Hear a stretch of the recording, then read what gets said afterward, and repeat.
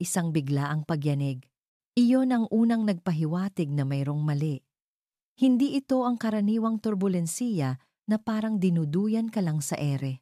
Ito ay isang marahas na pag-alog, isang pag-angat at pagbagsak na nagpatili sa lahat ng pasahero. Nagsiliparan ang mga libro at cellphone mula sa mga kandungan. Isang tasa ng kape ang tumapon sa pasilyo. Ang itim na likido ay gumapang na parang dugo sa sahig. Para sa karamihan, ito ay purong takot. Pero para kay Isabel Reyes o Ara, hindi lang ito takot. Ito ay isang alaala. Isang multo mula sa nakaraan na 10 taon na niyang pilit tinatakasan. Ang biglaang pagkawala ng ilaw na sinundan ng nakakabinging katahimikan bago bumagsak ang mga emergency oxygen mask mula sa itaas ay nagpadala ng isang pamilyar na kuryente sa kanyang buong katawan. Naramdaman niya ang malamig na pawis sa kanyang noo, ang paninikip ng kanyang dibdib na parang may bakal na kamay na pumipiga sa kanyang puso. Pinikit niya ang kanyang mga mata, ngunit ang dilim ay mas malala. Sa likod ng kanyang mga talukap, nakita niya hindi ang loob ng eroplano, kundi ang kumikislap na mga ilaw ng isang control panel na nagwawala. Narinig niya hindi ang mga tili ng mga estranghero, kundi ang nakakabinging tunog ng metal na kumakaskas sa metal. Ito na naman. Nangyayari na naman. Ilang oras lang ang nakalipas. Payapa pa ang lahat. Nakatayo si Ara sa likod ng counter ng kanyang maliit na coffee shop. Ang kapihan sa ulap. Habang maingat na ginuguhit ang isang dahon sa ibabaw ng isang cup ng latte. Ang amoy ng bagong giniling na kape, ang kanyang naging kanlungan sa loob ng maraming taon. Dito, simple ang buhay.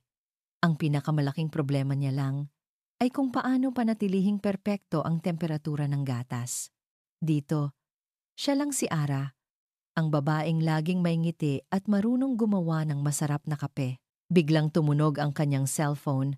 Ang pamilyar na ringtone ay parang isang alarma na gumising sa kanya mula sa isang magandang panaginip. Nakita niya ang pangalan sa screen. Inay, Ma, napatawag po kayo? Sagot niya, habang pinupunasan ang counter. Ara, anak. Ang boses ng kanyang ina sa kabilang linya ay basag at nanginginig. Ang lola mo, inatake sa puso. Nasa ospital kami sa Cebu ngayon. Nabitiwan ni Ara ang hawak na basahan. Ang mundo niya ay biglang huminto sa pag-ikot. Ano po? Hindi maganda, anak. Hinahanap ka niya. Bawat salita ng kanyang ina ay parang isang martilyo na pumupukpok sa pader na itinayo niya sa paligid ng kanyang sarili. Cebu. Ibig sabihin, kailangan niyang sumakay ng eroplano. Siya po, Ma. Hahanap po ako ng paraan. Pagkatapos ng tawag, naramdaman niya ang panginginig ng kanyang mga kamay. Binuksan niya ang kanyang laptop. Ang mga daliri niya ay hirap na hirap mag-type ng Manila to Cebu flights. Bawat logo ng airline na lumitaw ay parang isang panunukso, isang paalala ng buhay na kanyang tinalikuran. Pinili niya ang unang flight na available, isang flight ng Villa Air. Nang hindi na masyadong nag-iisip, ayaw niyang bigyan ng pagkakataon ang sarili niya na umatras. Habang nagbubook ng tiket, ang puso niya ay kumakarera para siyang bumibili ng tiket hindi patungong Cebu, kundi pabalik sa kanyang pinakamasamang bangungot. Ngayon, narito na siya, sa loob ng bangungot na iyon. Ang eroplano ay muling umalog, mas malakas kaysa kanina. Isang babae sa kanyang tabi ang nagsimulang magdasal ng malakas. Isang bata sa unahan niya ang umiiyak at tinatawag ang kanyang ina. Mga ginoo at ginang, nagsalita ang kapitan sa intercom. Ang boses niya ay pilit na pinapakalma. Nakararanas po tayo ng technical difficulties. Pakiusap, manatili po kayong kalmado at siguraduhing nakakabit ang inyong mga seatbelt. Biglang naputol ang kanyang boses. Napalitan ito ng isang nakakabahalang tunog ng static. Tumayo ang isang flight attendant. Ang mukha niya ay mamutla-mutla habang pilit na ngumingiti. "Everything is okay, ma'am, sir. Please remain seated." Ngunit nakita ni Ara ang hindi nakikita ng iba. Nakita niya ang bahagyang panginginig sa mga kamay ng flight attendant, ang takot sa likod ng mga matang iyon. Alam niya ang itsura ng isang taong sinusubukang itago ang katotohanan. Pagkaraan ng ilang sandali ng nakakabinging katahimikan, isa pang flight attendant ang lumabas mula sa kortina sa harap. Ang mukha niya ay puno ng desperasyon. Lumapit siya sa kasamahan niya at may ibinulong. At pagkatapos, ginawa ng unang flight attendant ang isang bagay na nagpatigil sa paghinga ni Ara. Humarap siya sa mga pasahero. Ang boses niya ay nanginginig at halos hindi marinig sa gitna ng mga hikbi at dasal. Pasensya na po," simula niya. "May piloto po ba sa mga pasahero? Kailangan po namin ng tulong." Ang tanong ay binitawan sa hangin, isang desperadong panawagan sa kawalan. Naramdaman ni Ara na ang lahat ng dugo sa kanyang katawan ay bumagsak sa kanyang mga paa. Ang buong mundo ay tila nag-slow motion. Ang mga tunog sa paligid niya ay humina. Ang tanging naririnig niya ay ang malakas na kabog ng sarili niyang dibdib. "Wag," sabi ng isang boses sa kanyang isip. "Wag kang gagalaw. Hindi na ikaw yon. Isa ka na lang barista." 10 taon. 10 taon siyang tumakbo mula sa titulong iyon. 10 taon niyang sinubukan ibaon sa limot ang lahat. Ang pagiging isang piloto ay hindi na bahagi ng kanyang pagkatao. Isa na lang itong peklat. Ngunit nang makita niya ang umiiyak na bata sa unahan, na mahigpit na nakayakap sa kanyang ina, may kung anong nagbago sa loob niya. Ang mukha ng bata ay napuno ng purong takot. Isang takot na hindi dapat maranasan ng sinuman, lalo na ng isang musmos. "Kaya mo to, Ara. Huwag mong hayaang manalo ang takot." Parang naririnig niya ang boses ng kanyang kaibigang si Sofia sa kanyang isipan. Pumikit siya ng mariin. Ito ang desisyon. Ang manatiling nakaupo at hayaan ang takot na lamunin hindi lang siya, kundi ang lahat ng tao sa eroplanong ito. O ang tumayo at harapin ang multo na matagal na niyang tinatakbuhan. Dahan-dahan, naramdaman niya ang sarili niyang tumatayo.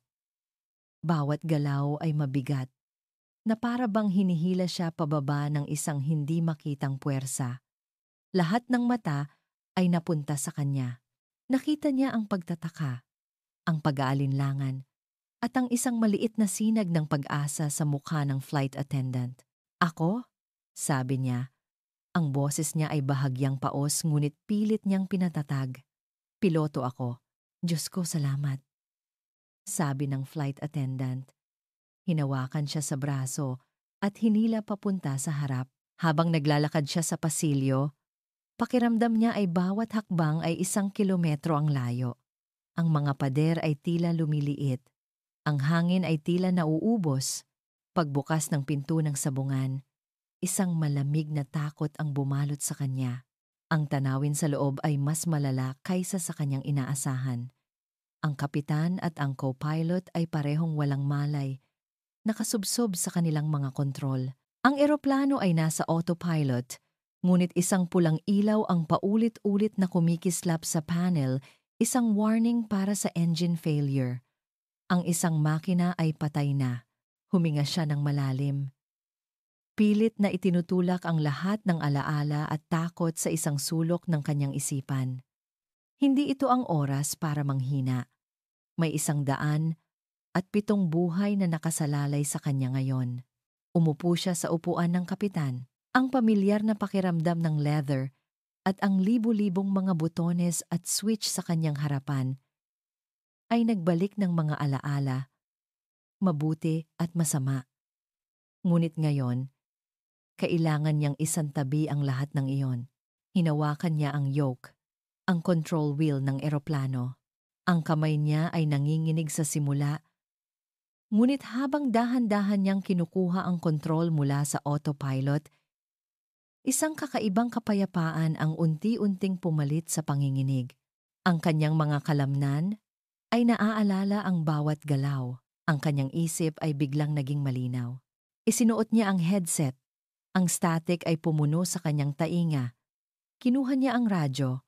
Ang mga salita ay lumabas sa kanyang bibig. Hindi na mula sa isang barista na tumatakbo mula sa kanyang nakaraan, kundi mula sa isang piloto na muling natagpuan ang kanyang lugar. Mayday, Mayday, Mayday. Ito si Isabel Reyes, isang pasahero ang may hawak sa Villa Air Flight 982. Hindi katanggap-tanggap. Ang boses ni Miguel de Villa ay malamig at matalim, tulad ng gilid ng isang bagong hasang kutsilyo. Pinutol nito ang tensyonadong katahimikan sa loob ng boardroom ng Villa Air. Lahat ng miyembro ng board ay nakatingin sa kanya. Ang kanilang mga mukha ay nagpapakita ng iba't ibang antas ng pag-aalala at paggalang.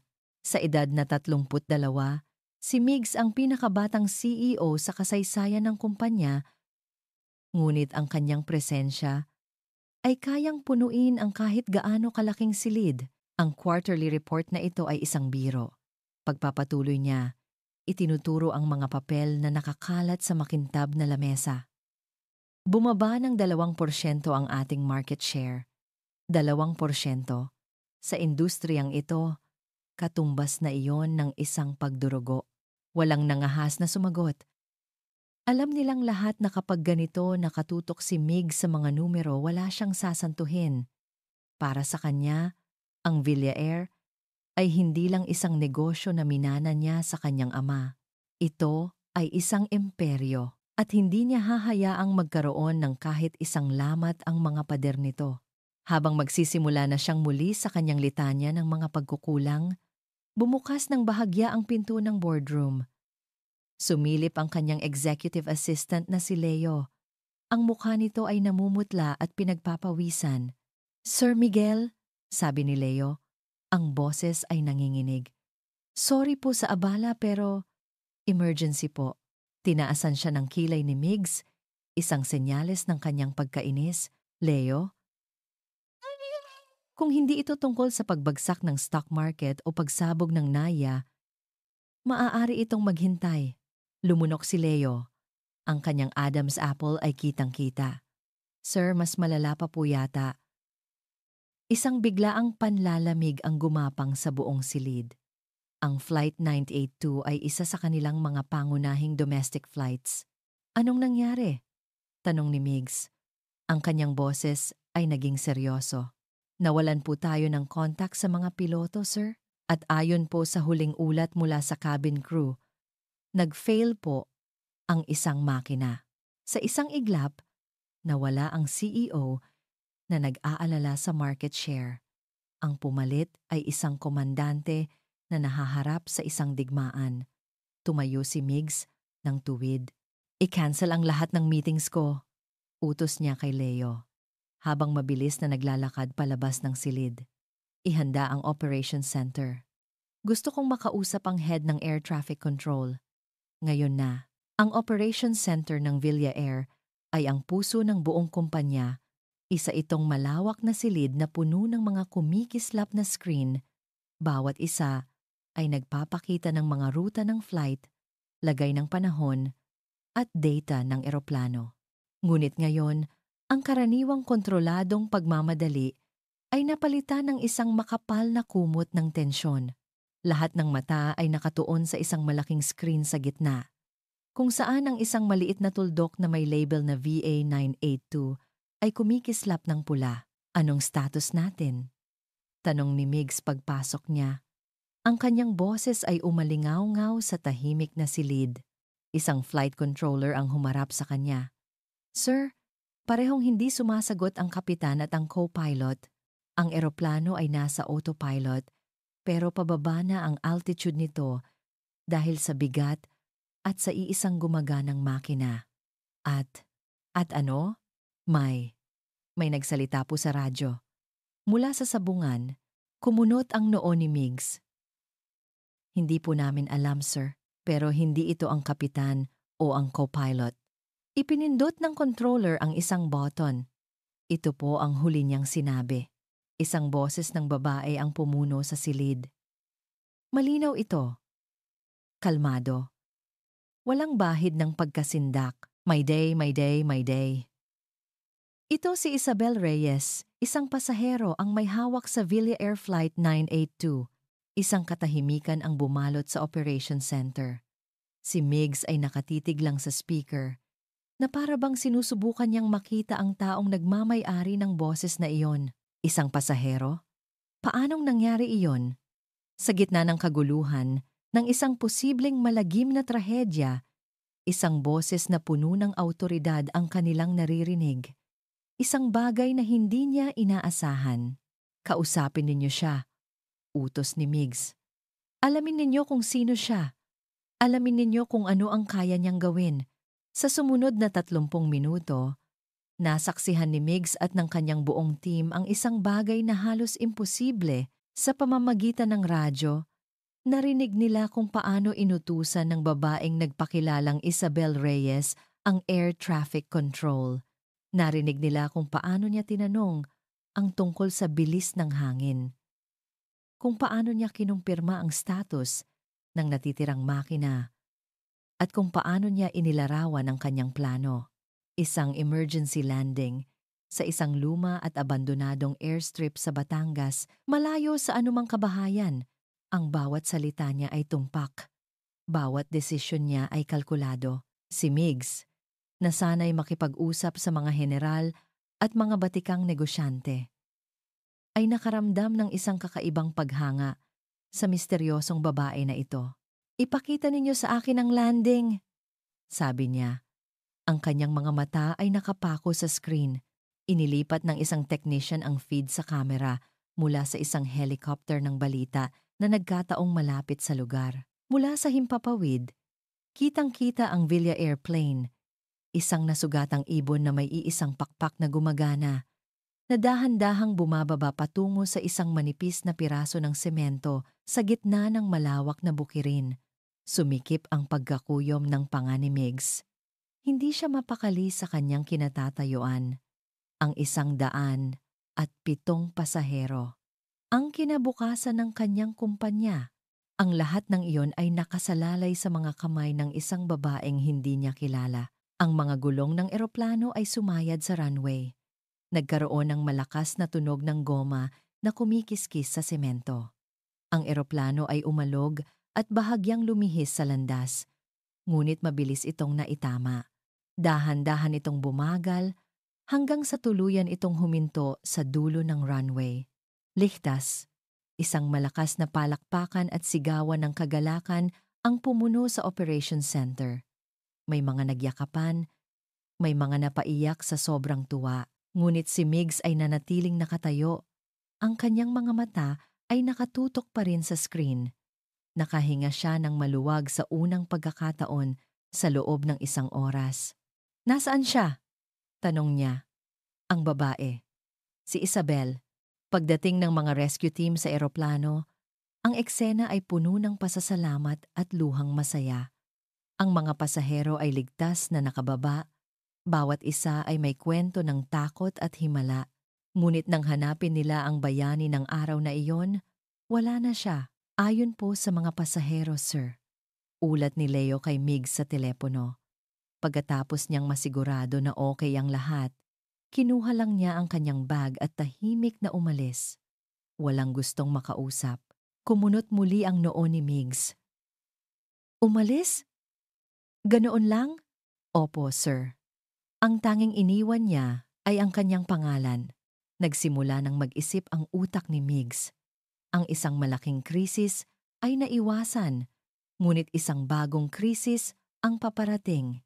Ang krisis sa media. Ang kwento ng isang misteryosong bayani ay maganda, ngunit mas maganda para sa PR ng Villa Air kung mayroon silang mukha na mailalagay sa pangalan na iyon. Kailangan nila siyang mahanap. Kailangan nilang kontrolin ang naratibo. Sa ginanap na press conference makalipas ang ilang oras, humarap si Migs sa daan-daang kamera at mikropono. Ang kanyang mukha ay kalmado at ang kanyang boses ay puno ng kumpiyansa. Sa ngalan ng Villa Air, Simula niya, nais kong ipahayag ang aming taus-pusong pasasalamat sa katapangan at pambihirang kakayahan ng isang babae na nagngangalang Isabel Reyes. Ang kanyang mabilis na pag-iisip ang nagligtas sa buhay ng 107 tao. Tinitiyak ko sa inyong lahat na hindi kami titigil hanggat hindi namin siya personal na napapasalamatan. Siya ay isang bayani at ang Villair ay magpakailanman na may utang na loob sa kanya. Maganda ang dating sa media, isang perpektong pahayag, ngunit sa isip ni Migs, iba ang tumatakbo. Hanapin ninyo siya. Kailangan natin siya para sa kumpanya. Nang gabing iyon, sa kanyang opisina, habang tinitingnan ang mga ulat ng pinsala, pumasok si Leo. "Sir, may nakuha na po kami," sabi ng kanyang assistant. Hawak ang isang tablet.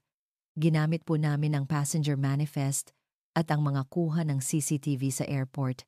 Nahanap na po namin siya." "Good," sabi ni Migs, hindi inaalis ang tingin sa mga papel. "Bigyan mo ako ng buong profile. Gusto kong malaman ang lahat tungkol sa kanya." "Opo, sir." Isabel Reyes. "At ito po ang record niya mula sa National Aviation Academy, 10 taon na ang nakalipas." Inabot ni Leo ang tablet kay Migs. Ibinaba ni Migs ang kanyang tingin mula sa mga papeles patungo sa screen.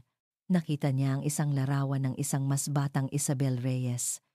Ang kanyang mga mata ay puno ng determinasyon at pangarap. Ngunit hindi ang larawan ang nakakuha ng kanyang atensyon. Ito ay ang malaking pulang selyo na nakatatak sa ibabaw ng kanyang file at ang mga salitang nakasulat sa ilalim nito. Status: dismissed due to recklessness.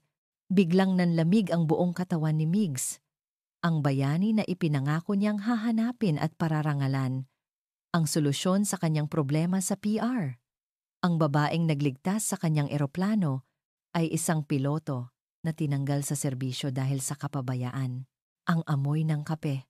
Iyon dapat ang maging panatag niya. Ang pamilyar na aroma ng dark roast at arabica ang nagsisilbing pader sa pagitan niya at ng magulong mundo sa labas. Dito sa loob ng kapihan sa ulap, siya ang may kontrol. Siya ang nagtitimpla. Siya ang nagpapasya. Ngunit sa loob ng 2 araw mula nang bumalik siya mula sa Cebu, kahit ang pinakamatapang na kape ay hindi kayang tabunan ang lasa ng takot sa kanyang dila. Pinupunasan niya ang counter. Sa 10 ulit na yata ngayong umaga, nanginginig pa rin ng bahagya ang kanyang mga kamay. Isang pisikal na paalala ng paghawak niya sa control wheel ng eroplano. Sa tuwing pumipikit siya, nakikita pa rin niya ang mga kumikislap na ilaw ng sabungan. Isang maliit na TV na nakasabit sa sulok ng kapihan ang nagpapakita ng balita at sa screen. Nakita niya ang sarili niyang mukha isang kuha mula sa CCTV ng airport. Sa ilalim nito ay ang headline. Sino ang misteryosong bayani ng Flight 982? Mabilis niyang iniwas ang kanyang tingin. Pakiramdam niya ay para siyang hinuhubaran sa harap ng lahat. Ang buhay na pinaghirapan niyang itago sa loob ng 10 taon ay unti-unting ginuho ng isang di inaasahang paglipad. Biglang tumunog ang maliit na kampana sa pinto. Hudyat na may bagong pasok na customer. "Welcome po sa kapihan." Natigilan si Ara sa gitna ng kanyang pagbati. Ang lalaking pumasok ay hindi isang karaniwang customer. Ang suot niyang mamahaling dark gray suit ay mas bagay sa isang high-rise building sa Makati kaysa sa kanyang maliit at simpleng kapihan. Ang kanyang tindig ay puno ng kumpiyansa at ang kanyang mga mata ay matalas na para bang sinusuri ang bawat sulok ng lugar. At sa likod ng mga matang iyon, nakita ni Ara ang parehong determinasyon na nakita niya sa TV screen 2 gabi na ang nakalipas. Noong humarap ito sa media at binanggit ang kanyang pangalan, Miguel de Villa, ang CEO ng Villair.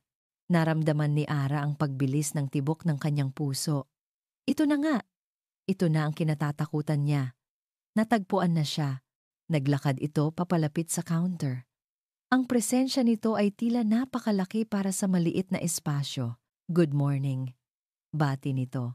Ang boses ay kalmado at propesyonal. Isabel Reyes? Hindi siya sumagot. Sa halip, humigpit ang hawak niya sa basahan na para bang iyon ang tanging bagay na pumipigil sa kanya na bumagsak. Ako si Miguel de Villa. Pagpapatuloy nito, kahit alam niyang alam na ni Ara kung sino siya. Nandito ako para personal na magpasalamat sa ginawa mo para sa aming kumpanya at sa aming mga pasahero. Hindi na kailangan, mabilis na sagot ni Ara. Ang kanyang boses ay mas malamig kaysa sa inaasahan niya. Ginawa ko lang kung ano ang dapat gawin. Isang bahagyang ngiti ang sumilay sa labi ni Migs, ngunit hindi ito umabot sa kanyang mga mata. I insist. Ang ginawa mo ay pambihira. At dahil doon, mayroon akong alok para sa iyo. Inilapag ni Migs ang isang mamahaling leather briefcase sa counter. Binuksan niya ito at inilabas ang isang folder. Alam naming ayaw mo ng atensyon mula sa media. Naiintindihan namin yon, sabi niya. Ngunit ang katotohanan, Miss Reyes, ay nasa iyo na ang atensyon ng buong bansa. Ang tanong na lang ay kung sino ang kokontrol sa kwento. Ibinigay niya ang folder kay Ara. Nag-aalangan man ay kinuha niya ito at binuksan. Sa loob, nakita niya ang isang kontrata. Ang Villa Air ay maglulunsad ng isang bagong kampanya para sa kaligtasan sa paglipad, paliwanag ni Migs. Gusto ka naming maging mukha ng kampanyang iyon. Magsasalita ka sa ilang press conference. Bibisita sa aming training facility. At bilang kabayaran sa iyong oras at serbisyo, itinuro niya ang isang numero sa kontrata. Napasinghap si Ara nang makita ang halaga. Sapat na iyon para bumili ng 10 coffee shop na tulad ng sa kanya. Sapat na iyon para hindi na siya mag-alala pa sa pera habang buhay. Ngunit kasabay ng pagkamangha ay ang pag-usbong ng isang matinding galit, ang lahat ng kanyang pinagdaanang trauma, ang kanyang takot, ang kanyang nakaraan lahat ay may presyo pala. At ang presyong iyon ay ilalapag sa counter ng kanyang kapihan na parang isang simpleng transaksyon. Isinara niya ang folder at marahan itong itinulak pabalik kay Migs. Hindi, sabi niya. Matatag ang kanyang boses. Nagulat si Migs. Tila hindi siya sanay na may tumatanggi sa kanyang mga alok. Miss Reyes, baka hindi mo naintindihan. Naintindihan ko, putol ni Ara. Naintindihan kong ginagamit ninyo ang nangyari para pagandahin ang imahe ng kumpanya ninyo. At gusto ninyo akong bayaran para maging isang poster girl. Hindi ako for sale, Mr. De Villa. Tinitigan niya ito ng diretso sa mga mata. Ang gusto ko lang ay katahimikan. Ang gusto ko lang ay bumalik sa buhay ko bago ang lahat ng ito. Pero paano mo nalaman ang nakaraan ko? Biglang tanong ni Ara. Ang boses niya ay napuno ng pagdududa. Paano mo ako natagpuan? Ano pa ang alam mo tungkol sa akin? Isang anino ng pag-aalinlangan ang dumaan sa mukha ni Migs. Ginawa lang namin ang nararapat na background check. Standard procedure. Standard procedure ba na halongkatin ang file ng isang tao mula 10 taon na ang nakalipas? Sumbat ni Ara. Ang galit niya ay may kasama ng takot. Ang file na dapat ay nakatago na. Tumayo ng tuwid si Migs. Ang kanyang propesyonal na maskara ay bumalik na. Kinuha niya ang folder at isinara ang kanyang briefcase. Miss Reyes, ayaw ko ng gulo, sabi niya sa mababang tono. Pero kailangan mong maintindihan. Gustuhin mo man o hindi, isa ka ng public figure. Ang kwento mo ay lalabas. Mas mabuti nang isalaysay ang kwento sa paraan na makakabuti sa ating lahat. Ang mga salitang iyon ay parang isang babala. Isang banta na nakabalot sa magalang na pananalita. Umalis ka na, sabi ni Ara. Ang kanyang boses ay halos pabulong na lang. Tumango si Migs, hindi na nagsalita pa. Tumalikod siya at naglakad palabas ng pinto. At ang tunog ng kampana ay hudyat ng kanyang pag-alis. Naiwan si Ara na nanginginig, nakasandal sa counter. Pakiramdam niya ay nilapastangan ang kanyang ligtas na lugar.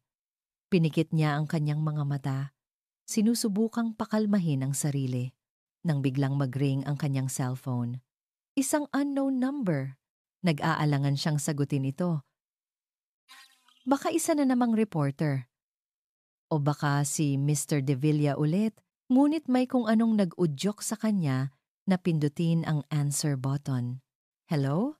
Isang sandali ng katahimikan sa kabilang linya. Pagkatapos, isang boses ng lalaki ang nagsalita. Isang boses na pamilyar. Isang boses na malamig. Isang boses na 10 taon niyang sinubukang kalimutan, ngunit gabi-gabi pa ring bumabalik sa kanyang mga bangungot. Isabel? Sabi ng boses. Nakikita ko, mahilig ka pa rin palang maglaro ng bayani-bayanian. Nabitawan ni Ara ang hawak niyang basahan. Ang dugo sa kanyang katawan ay tila nagyelo.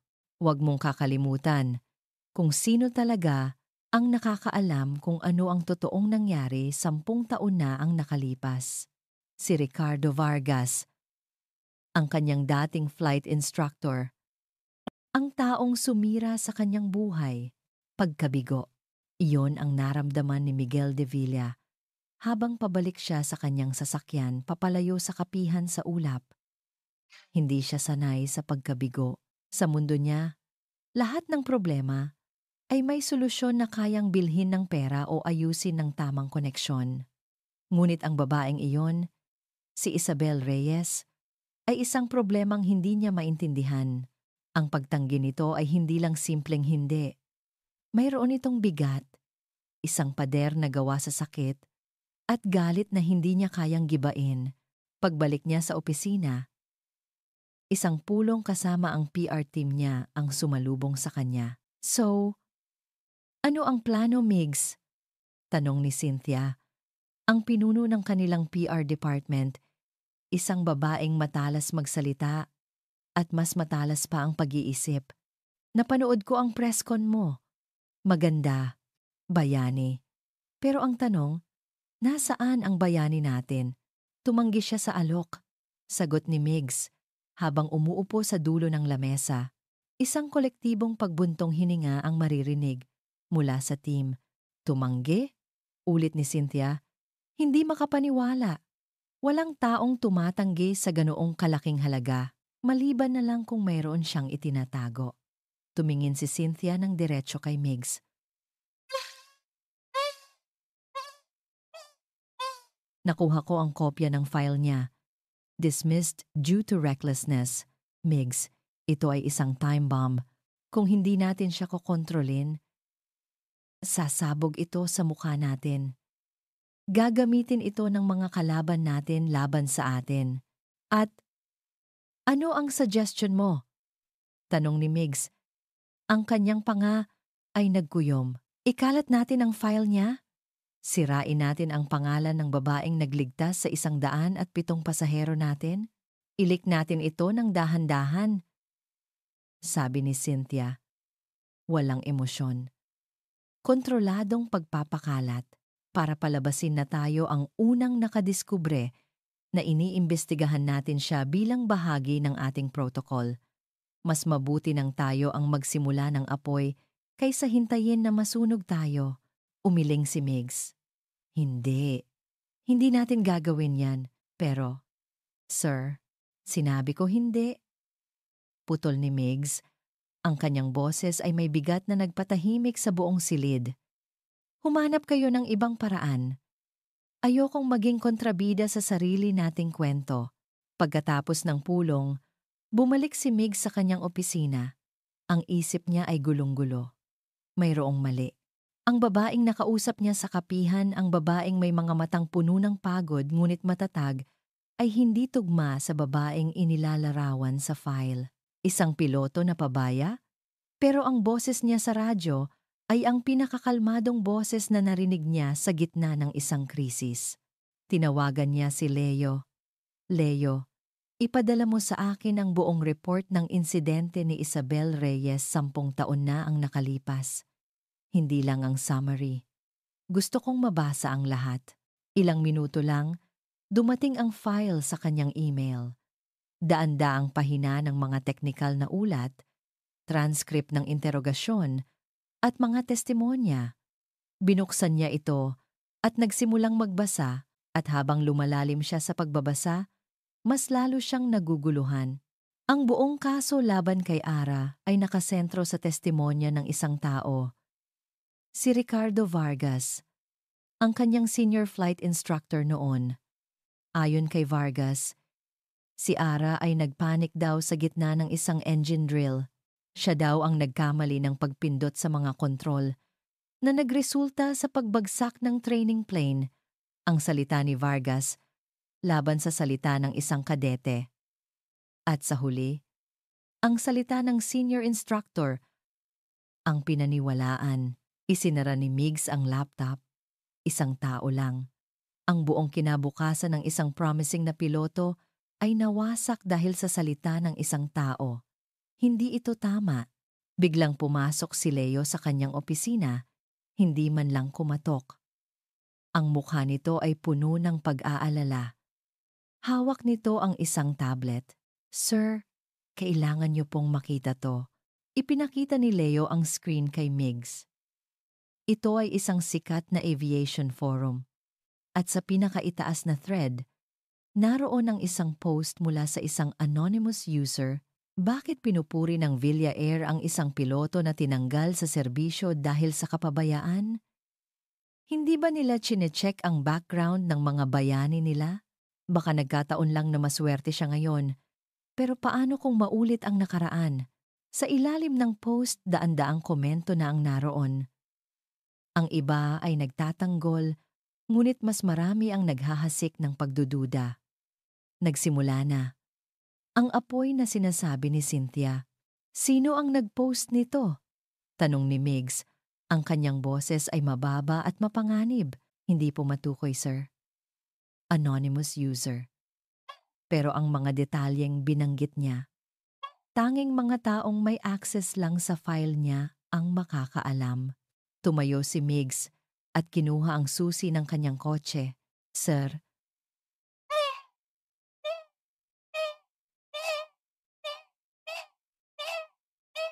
"Sir, saan po kayo pupunta?" "Babalik ako sa kapihan," sabi ni Migs. Ang isip niya ay buo na. Kailangan kong makausap siya ulit. Pagdating ni Migs sa kapihan sa ulap, hindi niya inaasahan ang kanyang makikita. Sa labas ng pinto, isang reporter na may kasamang cameraman ang pilit na kinakausap si Ara, na halatang ayaw makipag-usap. "Miss Reyes, totoo po ba ang mga kumakalat na balita online? Totoo po bang natanggal kayo sa serbisyo?" Pilit ng reporter. Halos isaksak na ang mikropono sa mukha ni Ara. "Pakiusap, umalis na kayo," sabi ni Ara. Ang boses niya ay nanginginig ngunit pilit niyang pinatatag. Nakasandal siya sa pinto ng kanyang kapihan na para bang iyon ang kanyang huling depensa. Nakita ni Migs ang pagkasuklam at takot sa mukha ni Ara. At sa isang iglap, hindi na siya ang CEO ng Villa Air na nag-aalala sa isang PR problem. Isa na lang siyang lalaki na nakakakita ng isang babaeng ginigipit. Mabilis siyang bumaba ng kotse at lumapit sa kanila. "Excuse me," sabi niya. Ang kanyang boses ay puno ng awtoridad.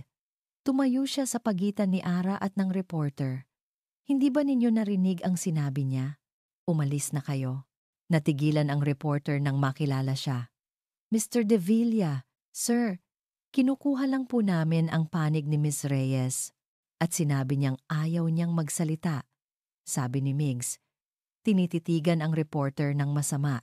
"Kung hindi kayo aalis sa susunod na 10 segundo, personal kong tatawagan ang boss ninyo at sisiguraduhin kong hindi na kayo makakatapak sa anumang event ng Villa Air." Ang banta ay malinaw. Mabilis na nagligpit ang reporter at cameraman at halos takbuhin na ang kanilang pag-alis. Nang sila na lang dalawa ang naiwan, lumingon si Migs kay Ara. Ngayon niya lang napansin kung gaano ito kaputla. Ang lakas na ipinakita nito kanina sa loob ng kapihan ay napalitan ng isang halatang kahinaan. "Okay ka lang?" tanong niya. Ang kanyang boses ay mas malumanay na ngayon. Tumango lang si Ara. hindi makatingin sa kanya. Binuksan nito ang pinto ng kapihan at pumasok sa loob. Akala ni Migs ay isasara na nito ang pinto, ngunit hinayaan niya itong nakabukas. Sumunod si Migs sa loob. Ang katahimikan sa pagitan nila ay mabigat. Salamat. Mahinang sabi ni Ara, nakatalikod pa rin habang nagpupunas ng mga tasa. Walang anuman, sagot ni Migs. Naglakad siya palapit sa counter. Gusto kong malaman mo na wala kaming kinalaman sa mga kumakalat online. Hindi sumagot si Ara. Nagbuntong hininga si Migs. Look, alam kong wala akong karapatang humingi ng kahit ano sa'yo. Pero mayroong mali sa buong kwentong ito. At gusto kong malaman ang totoo. Sa wakas, humarap si Ara sa kanya. Nakita ni Migs ang pagod sa kanyang mga mata. Ang pagod ng isang taong matagal nang tumatakbo. Ang totoo? Mapait na sabi ni Ara. Ang totoo ay isang bangungot na ayoko nang balikan pa. Mr. De Villa, Migs na lang, sabi niya. At kahit ayaw mong balikan, mukhang binabalikan ka na nito. Nag-order si Migs ng isang tasa ng kape. Habang inihahanda ito ni Ara, pinanood niya ang bawat galaw nito. Mayroon itong kahusayan at focus, katulad ng narinig niya sa boses nito sa radyo. Nagsimula siyang maniwala sa kanyang instinct. Ang babaeng ito ay hindi pabaya. Biktima siya nang iabot ni Ara ang kape. Nagtama ang kanilang mga kamay ng isang saglit. Naramdaman ni Migs ang bahagyang panginginig ng mga daliri nito. At sa sandaling iyon, nakita niya ang isang bagay na hindi niya nakita kanina, ang kanyang kahinaan.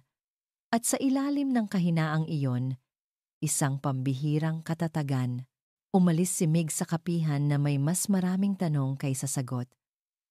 Ngunit isa na ang sigurado siya. Hindi niya hahayaang sirain ng kung sino man ang babaeng ito. Habang nasa loob ng kanyang kotse, tumunog ang kanyang telepono. Isang restricted number. Ang pinuno ng private investigation team na inupahan niya kaninang umaga. Sir, sabi ng boses sa kabilang linya. Mayroon na po kaming paunang resulta mula sa investigasyon ng Flight 982. Anong nalaman ninyo? Tanong ni Migs. Wala po kaming nakitang ebidensya ng mechanical failure sa makina, sir. Imposibleng basta na lang itong huminto. Pero mayroon kaming nakitang isang kakaibang substance sa blood sample ng co-pilot na pahigpit ang hawak ni Migs sa manibela. Anong substance? Hindi pa po namin tukoy ang eksaktong pangalan. Pero ang epekto nito ay parang isang mabilis na pampakalma. Isang fast-acting sedative, sir. Sapat na para mawalan ng malay ang isang tao sa loob ng ilang minuto. Ang katahimikan ng gabi ay hindi na isang kaibigan. Dati, ito ang paboritong parte ng araw ni Ara. Ang sandali kung kailan ang huling customer ay umalis na, ang pinto ay nakasara na, at ang tanging kasama na lang niya ay ang mahinang ugong ng coffee machine at ang sarili niyang mga iniisip. Ngunit ngayong gabi, ang katahimikan ay may kasamang banta. Bawat tunog sa labas ang pagdaan ng isang motorsiklo, ang pagtahol ng isang aso sa malayo ay nagpapatayo ng kanyang mga balahibo. Bawat anino mula sa mga ilaw ng sasakyan na dumadaan ay parang isang halimaw na gumagapang sa dingding ng kanyang kapihan. 2 araw. 2 araw na siyang nabubuhay sa takot mula nang marinig niya muli ang boses ni Ricardo Vargas. Ang boses na iyon ay bumulong sa kanyang mga panaginip. Ginigising siya sa gitna ng gabi na may malamig na pawis sa kanyang noo at isang sigaw na hindi makawala sa kanyang lalamunan. Ang kanyang kapihan, ang kanyang kanlungan, ay naging isang kulungan. Pinatay na niya ang mga ilaw sa harap at isinabit ang closed sign sa pinto, ngunit hindi pa rin siya makaalis. Nag-aalala siyang umuwi sa kanyang apartment. Nag-aalala siyang manatili. Pakiramdam niya ay may nagmamasid sa kanya mula sa dilim. Nababaliw na ba ako? Tanong niya sa sarili, habang mahigpit na hinahawakan ang isang mainit na tasa ng tsaa. Biglang may 3 marahang katok sa salaming pinto.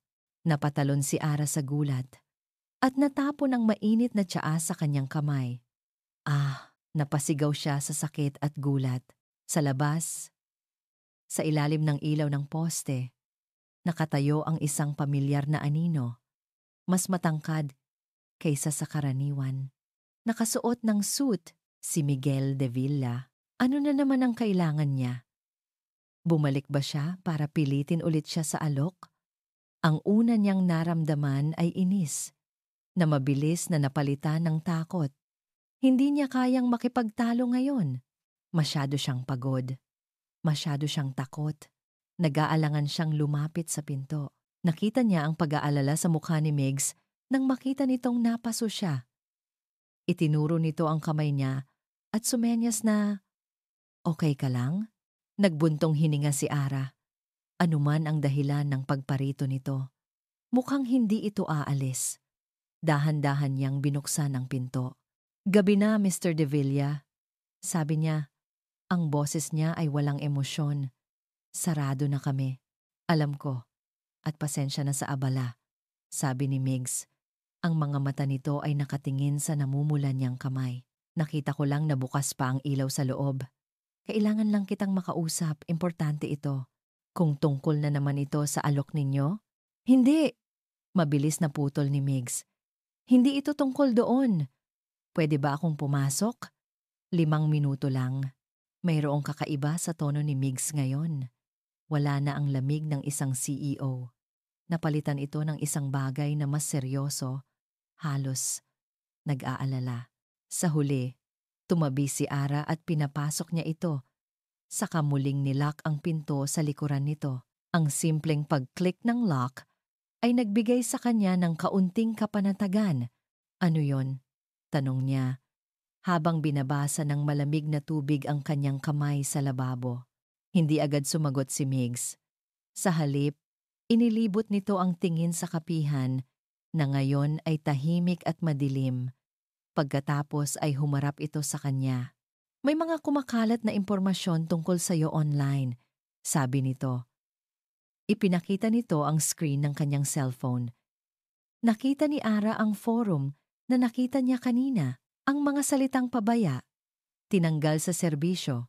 Maswerte lang." Napayuko si Ara. "Nakita ko na. Gusto kong malaman mo na wala kaming kinalaman dito," sabi ni Migs. "At naniniwala akong may isang taong sadyang nagpapakalat nito para sirain ka." Tumingin si Ara sa kanya, naguguluhan. Bakit niya sinasabi ito? At may isa pa. Pagpapatuloy ni Migs. Ang insidente sa Flight 982, hindi ito isang simpleng technical difficulty. Hindi ito aksidente na patigil sa pag-agos ang tubig mula sa gripo. Dahan-dahang lumingon si Ara. Ang kanyang mga mata ay nanlalaki. Anong ibig mong sabihin?" "Ang co-pilot?" sabi ni Migs. Ang kanyang boses ay mababa. May nakitang sedative sa dugo niya. May nagpakain o nagpainom sa kanya ng pampatulog bago o habang nasa flight. Naramdaman ni Ara ang panlalamig ng kanyang buong katawan. Mas malamig pa kaysa sa tubig na tumutulo sa kanyang kamay. Sabotahe. Ang salita ay umalingamngaw sa kanyang isipan na parang isang bomba. Tinitigan niya si Migs. Sinusubukang hanapin ang panloloko sa mga mata nito. Ngunit ang nakita niya ay purong katapatan. Bakit niya ipinagkakatiwala sa kanya ang ganitong impormasyon? Isang impormasyon na maaaring ikasira ng kumpanya nito kung kakalat. Sa isang iglap, ang pader na itinayo niya ay nagkaroon ng lamat. "Bakit? Bakit mo sinasabi sa akin to?" tanong niya. Ang kanyang boses ay halos pabulong. Lumapit si Migs ng isang hakbang. "Dahil kailangan mong malaman na hindi lang ikaw ang nasa panganib dito. At dahil hindi ako naniniwala sa nakasulat sa file mo, Ara. Ang paggamit nito sa kanyang palayaw ay nagpadala ng kakaibang kuryente sa kanyang sistema." "Ara, hindi Miss Reyes," sinabi nila. Nagpanik daw ako. Biglang lumabas sa bibig ni Ara ang mga salitang matagal na niyang kinimkim. Ang boses niya ay basag. Sinabi nilang, kasalanan ko ang lahat, na ako ang dahilan. kung bakit nasaktan ang kaibigan ko. Hindi niya namalayan na may mga luha na palang namumuo sa kanyang mga mata. Huminga ng malalim si Migs. Hindi ako naniniwala dyan. Narinig ko ang boses mo sa radyo. Narinig ko kung paano mo iniligtas ang lahat. Hindi iyon boses ng isang taong pabaya. Iyon ay boses ng isang tunay na piloto. Sa unang pagkakataon sa loob ng 10 taon, may isang taong nagsabi sa kanya na naniniwala ito sa kanya, isang estranghero. Ang CEO ng kumpanyang nagpapaalala sa kanya ng kanyang masamang nakaraan. Ang bigat sa kanyang dibdib ay tila bahagyang gumaan. Pangako ko sa'yo, sabi ni Migs. Ang kanyang mga mata ay seryoso at hindi bumibitiw sa pagkakatitig sa kanya. Hahanapin natin kung sino ang may gawa nito. Hindi lang para sa Villa Air, para din sa'yo. Poprotektahan kita. Isang katahimikan ang namagitan sa kanila. Hindi na ito ang mabigat at nakakailang na katahimikan. Ito ay isang katahimikang puno ng mga hindi masabing salita. Napansin ni Ara na nakatayo lang sila doon. Kailangan ko nang magligpit, sabi niya. Para basagin ang sandali, tutulungan na kita. Alok ni Migs, na ikinagulat ni Ara. Bago pa man siya makatanggi, kinuha na ni Migs ang basahan sa counter at nagsimulang magpunas. Ang eksena ay halos katawa-tawa. Ngunit sa halip na matawa, naramdaman ni Ara ang isang kakaibang init sa kanyang dibdib. Isang maliit na ngiti ang sumilay sa kanyang mga labi sa unang pagkakataon sa loob ng ilang araw. Nagtulungan sila sa katahimikan. Ang bawat isa ay gumagalaw sa maliit na espasyo. Naging komportable ang paligid. Ang takot na kanina'y bumabalot sa kanya ay unti-unting napalitan ng isang bagong pakiramdam. Isang tasa ng pag-asa. Nang matapos sila, sabay silang naglakad papunta sa pinto. Salamat, sabi ni Ara. At sa pagkakataong ito, taos-puso na ito. Walang anuman. Sagot ni Migs. Mag-ingat ka. Ilock mo ang pinto. Tumango si Ara. Nang bubuksan na ni Migs ang pinto para umalis, tumunog ang kanyang cellphone. Isang email notification. Binuksan niya ito. Iniisip na baka galing lang sa kanyang opisina. Isang email na walang subject. Mula sa isang hindi kilalang address.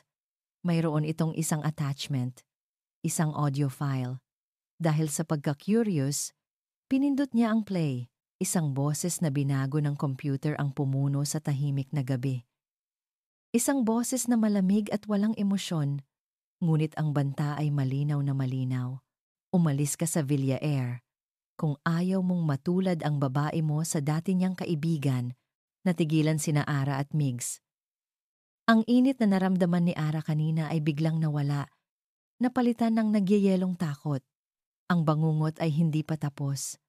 Sa katunayan, nagsisimula pa lang ito, ang boses, na iyon. Kahit binago ng computer, ang lamig at panganib sa bawat salita ay tumagos sa balat ni Miguel de Villa.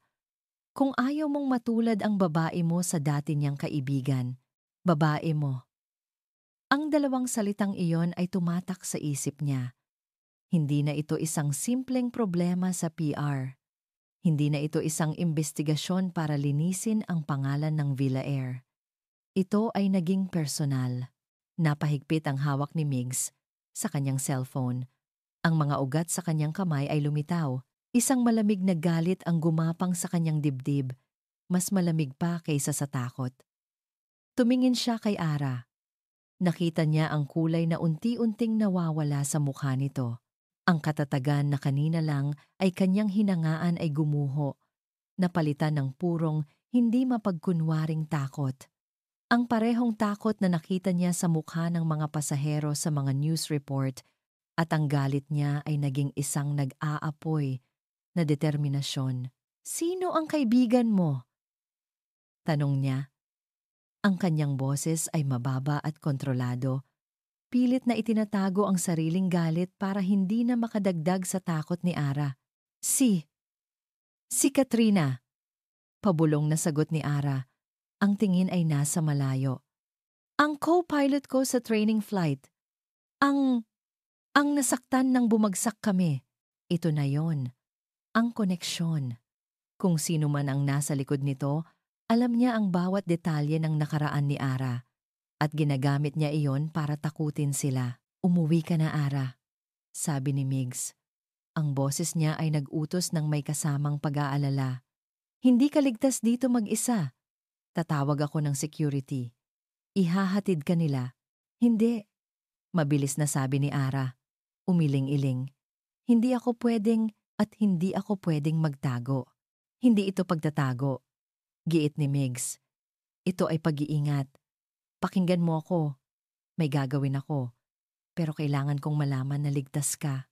Sa huli, pagkatapos ng ilang minutong pagpipilit, pumayag din si Ara. Tinawagan ni Migs ang pinuno ng kanyang personal na security team. At sa loob ng 15 minuto, isang itim na sasakyan na walang marka ang huminto sa tapat ng kapihan. Pinanood niya si Ara na pumasok sa loob. Ang mukha nito ay parang isang multo sa ilalim ng mga ilaw ng kalye. Bago ito tuluyang umalis, naiwan si Migs sa dilim, nakatayo sa harap ng kapihan. Ang isip niya ay tumatakbo ng mas mabilis pa kaysa sa pinakamabilis niyang eroplano. Hindi na ito isang laro ng salita, isa na itong deklarasyon ng giyera. Kinabukasan, sa isang hindi kilalang opisina sa isang nondescript building sa BGC, malayo sa Villa Air Tower, nakaharap si Migs sa 2 tao. Sila ang bumubuo ng kanyang private investigation team, mga dating military intelligence officer na may reputasyon sa pagiging mabisa at tahimik. Ayoko nang maghintay sa opisyal na report ng pulis, sabi ni Migs walang paligoy-ligoy. Gusto kong malaman kung sino ang nagpadala ng audio file na iyon. Gusto kong malaman kung sino ang naglagay ng sedative sa inumin ng co-pilot at gusto kong malaman kung sino ang nag-leak ng file ni Isabel Reyes. 3 magkakaibang utos, pero iisa lang ang pakiramdam ko sa pinanggagalingan, sabi ni David, ang pinuno ng team. Inilapag nito ang isang folder sa lamesa. Nagsimula na kami sa pinakasimpleng tanong, Mr. De Villa, sino ang may pinakamalaking pakinabang kung babagsak ang Flight 982? Sa loob ng folder ay may mga profile ng mga kakompetensya ng Villa Air. Ngunit hindi iyon ang nakakuha ng atensyon ni Migs. Mayroon pa, sabi ni David. Sinundan namin ang lead tungkol sa maintenance crew ng Flight 982 at may isa kaming nakitang kakaiba. Itinuro ni David ang isang larawan sa screen ng laptop. Isang lalaking nasa mid-40s, may payat na pangangatawan. Ito si Alberto Cruz, isa sa mga aircraft mechanic na nag-check sa eroplano bago ito lumipad. 2 araw pagkatapos ng insidente, nag-file siya ng indefinite leave at mula noon, hindi na siya nagpakita. Nawawala. Nasaan siya ngayon? Tanong ni Migs. Iyon ang sinusubukan naming alamin. Pero habang hinahanap namin siya, sinilip namin ang kanyang bank records. Ipinakita ni David ang isang spreadsheet. Isang araw bago ang flight, isang deposito na nagkakahalaga ng ₱250,000 ang pumasok sa kanyang account. Sumikip ang dibdib ni Migs. Saan galing? Sa isang shell company. Isang kumpanyang nakarehistro bilang isang maliit na trading firm, pero walang aktwal na operasyon. Sinubukan naming i-trace ang may-ari, isang katahimikan ang namayani sa silid. At? Giit ni Migs. Huminga ng malalim si David bago itinuro ang isang pangalan sa screen. Ang kumpanya ay nakarehistro sa ilalim ng pangalan ng isang abogado. Ngunit nang mas lumalim kami, nalaman naming ang abogado na ito ay matagal nang nagtatrabaho para sa pamilya ng isang tao. Isang taong may mataas na posisyon sa aviation industry. Isang taong dati ring nagtrabaho sa National Aviation Academy. Dahan-dahan, na parang mga piraso ng isang puzzle na unti-unting nabubuo. Ang lahat ay nagsimulang maging malinaw sa isip ni Migs. Ang file ni Ara. Ang insidente 10 taon na ang nakalipas. Ang sabotahe, ang paninira online, itinuro ni David ang huling piraso ng impormasyon sa screen, isang pangalan. At sa ilalim nito, ang kasalukuyan nitong posisyon. Pangalan, Ricardo de Vargas. Posisyon, Senior Security Consultant, Horizon Airways. Horizon Airways. Ang kanilang pinakamalaking at pinakamatinding kakompetensya. Tumama ito kay Migs na parang isang malakas na suntok sa sikmura. Si Ricardo Vargas, ang flight instructor mula sa report ni Ara. Ang taong sumira sa kanyang mga pangarap. Hindi lang ito basta kalaban sa negosyo. Ito ay isang personal na paghihiganti. Sinisira ni Vargas hindi lang ang Villair, kundi pati na rin ang nag-iisang saksi sa kanyang mga kasalanan noon. Si Ara. Isang malamig na galit ang kumulo sa loob ni Migs. Ang lahat ng pagdududa ay nawala. Ang lahat ng tanong ay nasagot. Tumayo siya. Hanapin ninyo ang mekanikong iyon. Utos niya. Kailangan natin siya. Kailangan natin ang testimonya niya. Pagkaalis niya sa opisina ng mga investigador, isa lang ang nasa isip niya. Kailangan niyang sabihin kay Ara ang lahat. Kailangan niyang malaman kung gaano kalaki ang panganib na kinakaharap nila. Muli, natagpuan niya ang sarili sa harap ng kapihan sa ulap. Ngunit sa pagkakataong ito, hindi siya nag-atubili. Pumasok siya at nakita niya si Ara sa likod ng counter. Mukhang hindi nakatulog. Migs, sabi nito. Halatang nagulat sa kanyang pagdating. Ara, kailangan nating mag-usap, sabi niya. Walang paligoy-ligoy.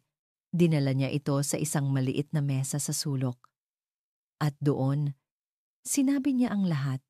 Ang tungkol sa nawawalang mekaniko, ang tungkol sa pera, ang tungkol sa Shell Company, at sa huli, ang pangalan, Ricardo Vargas.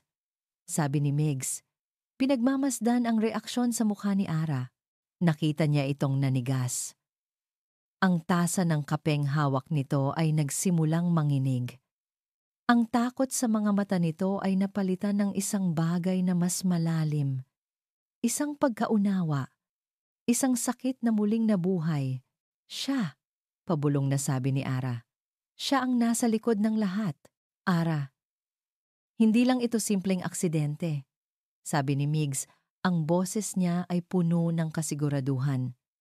Ito ay isang sabotahe at ang taong nasa likod nito ay si Ricardo Vargas. Nakatitig lang si Ara sa kawalan na para bang ang buong mundo niya ay gumuho sa pangalawang pagkakataon. Ang multo na akala niya ay nasa nakaraan lang ay narito pala sa kasalukuyan at mas mapanganib pa kaysa dati. Habang pinoproseso nilang dalawa ang bigat ng katotohanan ito, biglang tumunog ng malakas ang cellphone ni Ara. Tumingin siya sa screen. Ang kaibigan niyang si Sofia. Sinagot niya ito. Sofia? Napatawag ka?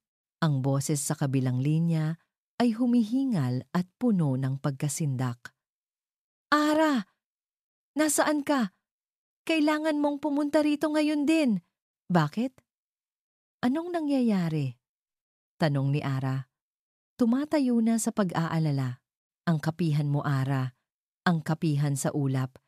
May nanira. Basag ang mga salamin. Lahat sira.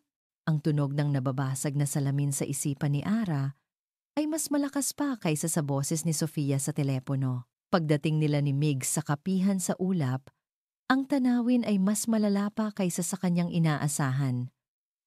Ang salitang sira ay hindi sapat para ilarawan ito. Ang pinto na gawa sa salamin ay pinagpuputok. Ang mga bintana ay basag. Ang sahig ay puno ng bubog na kumikinang na parang mga luhang kristal sa ilalim ng ilaw ng poste. Sa loob, ang mga mesa at upuan ay nakatumba. Ang kanyang pinakamamahal na espresso machine ay may malaking basag. Ang mga tasa ay nagkalat sa sahig, basag at durog. Ang kanyang kanlungan, ang kanyang pangarap, ang tanging lugar sa mundo kung saan naramdaman niyang ligtas siya. Winasak, nilapastangan, nakatayo lang si Ara sa labas, hindi makagalaw. Ang hangin ay tila nawala sa kanyang mga baga. Si Sofia, ang kanyang matalik na kaibigan, ay tumakbo papalapit sa kanya at niyakap siya ng mahigpit. Ara, grabe. Sinong may gawa nito? Ngunit hindi narinig ni Ara ang tanong. Ang kanyang mga mata ay nakapako sa isang bagay sa loob. Sa pader sa likod ng counter, kung saan dati nakasabit ang isang magandang painting, ay mayroong isang salitang isinulat gamit ang pulang pintura. Isang salita, manahimik. Shut up, Emma. Iyon na iyon. Ang huling pisi ng pagtitimpi sa loob niya ay naputol. Nawala ang takot. Nawala ang panginginig. Ang pumalit ay isang bagay na mas malamig at mas matalim. Galit. Isang dalisay at nag-aapoy na galit. Naramdaman niya ang pag-init ng kanyang mga kamao sa kanyang tagiliran. 10 taon siyang tumakbo. 10 taon siyang nagtago sa anino ng kasalanang hindi niya ginawa. 10 taon siyang nagtiis sa mga bangungot. At ngayon, sinira nila ang tanging bagay na itinayo niya para sa kanyang sarili. Hindi! Mahinang sabi ni Ara. Lumingon sa kanya si Migs. Ang mukha nito ay puno ng pag-aalala at galit din para sa kanya. Ara, tatawag ako ng pulis. Huwag kang mag-alala, ako ang bahala dito. Humarap si Ara sa kanya. At sa unang pagkakataon, nakita ni Migs ang apoy sa kanyang mga mata. Hindi na ito ang mga matang puno ng takot. Ito ay mga mata ng isang mandirigma. Tapos na akong tumakbo, Migs. Sabi ni Ara. Ang boses niya ay matatag at walang bahid ng panginginig. Tapos na akong magtago. Kung gusto niya ng laro, bibigyan ko siya. Pero sa pagkakataong ito, lalaban ako. Sa sumunod na araw, sa halip na magmukmok sa isang sulok, si Ara ang nanguna. Kasama si Migs. Nagpunta sila sa isang maliit at tahimik na bahay sa isang subdivision sa Laguna. Ang bahay kung saan nakatira ang isang multo mula sa kanyang nakaraan. Habang papalapit sila sa pinto, naramdaman ni Ara ang pagbilis ng tibok ng kanyang puso. 10 taon na silang hindi nagkikita ni Katrina. Ang huli niyang alaala sa kanya ay sa isang hospital bed. Ang mukha nito ay puno ng sakit at pagkasuklam. Isang babaeng nasa mid-50s ang nagbukas ng pinto, ang ina ni Katrina. Nang makita nito si Ara, isang anino ng sakit ang dumaan sa mukha nito, ngunit pinapasok pa rin sila. At doon, sa sala, nakaupo sa isang wheelchair, ay si Katrina. Ang dating masayahin at puno ng buhay niyang kaibigan ay mas payat na ngayon. Ang mga mata nito ay may bakas ng permanenteng kalungkutan. Ara, sabi ni Katrina, ang boses nito ay walang emosyon. Hindi ito galit. Hindi ito masaya. Walang laman. Mas masakit iyon para kay Ara kaysa sa anumang sigaw.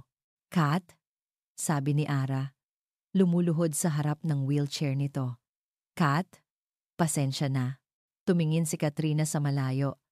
Para saan? Sa pagiging pabaya mo o sa hindi mo pagdalaw sa loob ng 10 taon? Bawat salita ay parang isang sampal. Naluha si Ara. Patawad. Natakot ako. Kinain ako ng guilt. Pero Kat, kailangan mong malaman. Hindi ko kasalanan ang nangyari. Sa unang pagkakataon, tumingin si Katrina ng diretso sa kanya. Talaga? Kasi ang naaalala ko lang ay ang sigaw ni Vargas.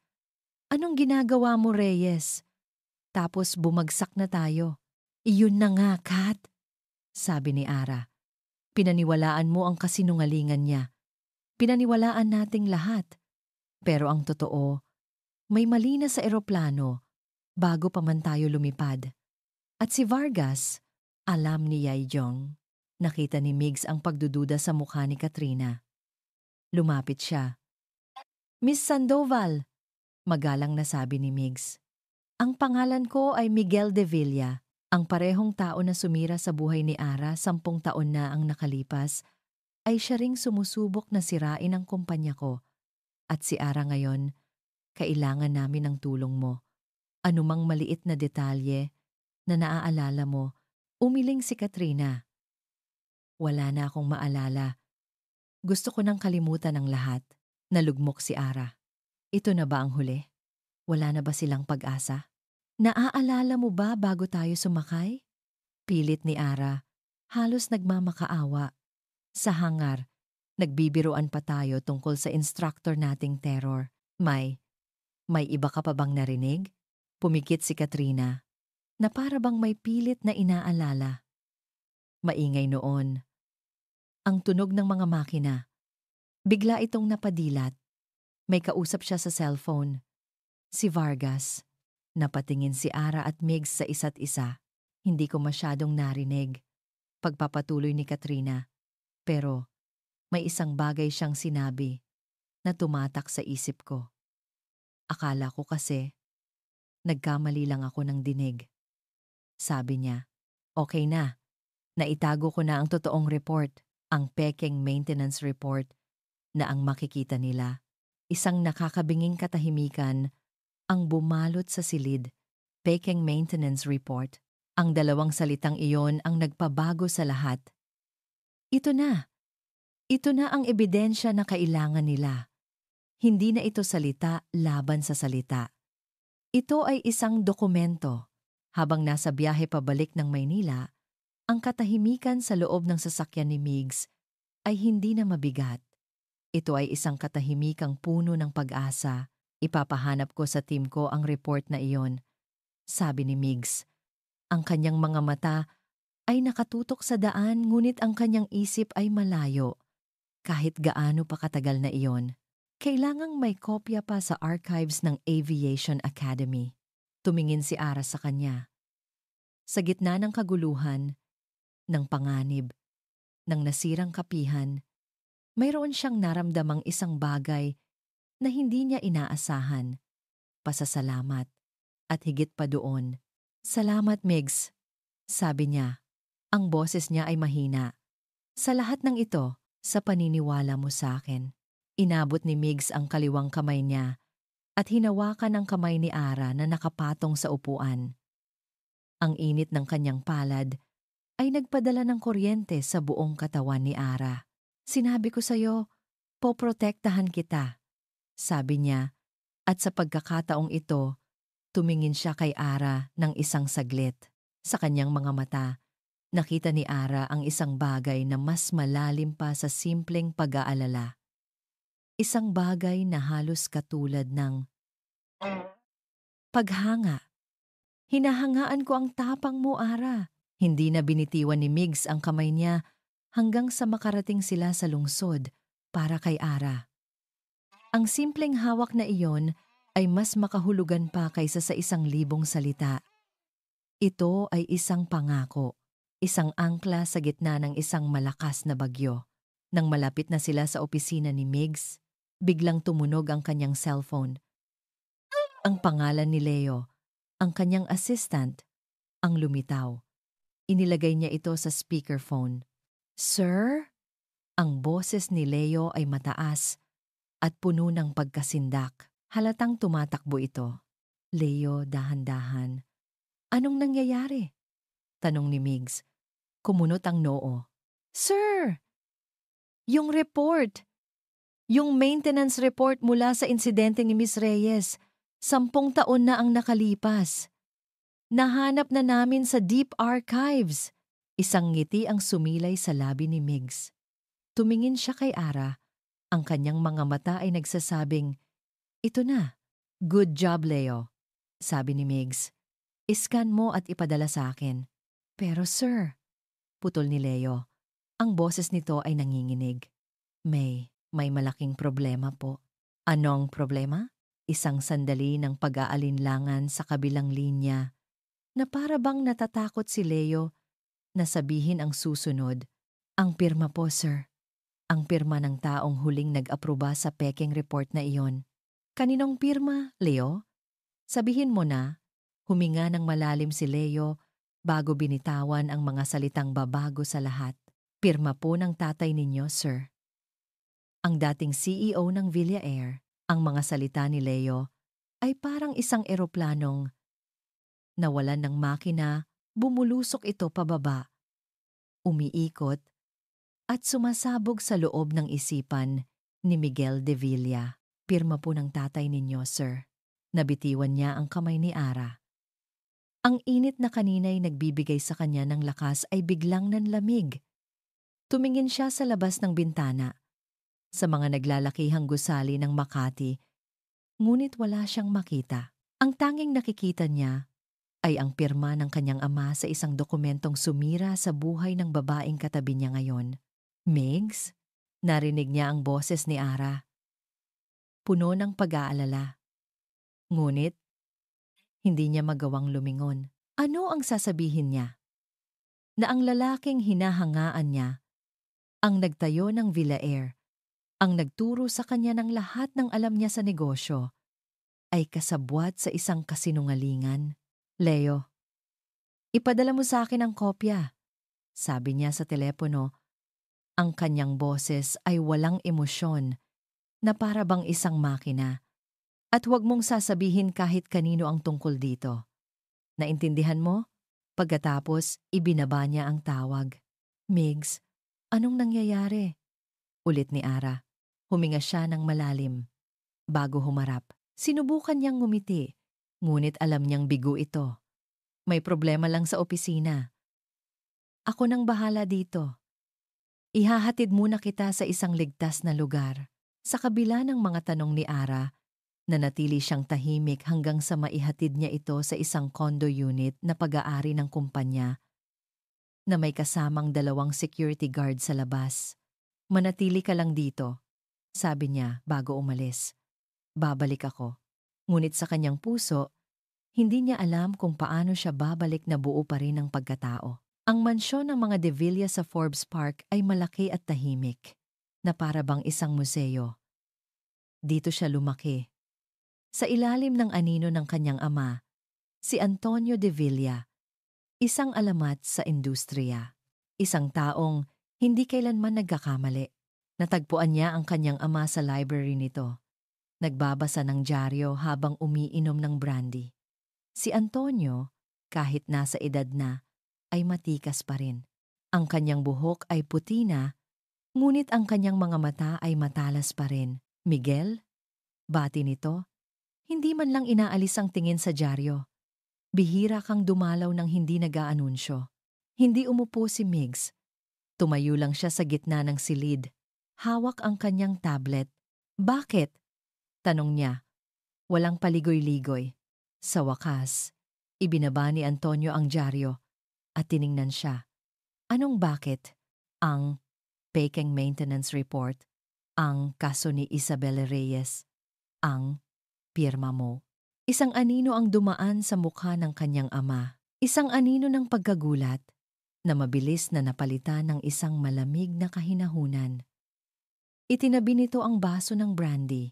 Isang desisyon sa negosyo, Miguel. Yun lang yun, sabi ni Antonio. Desisyon sa negosyo.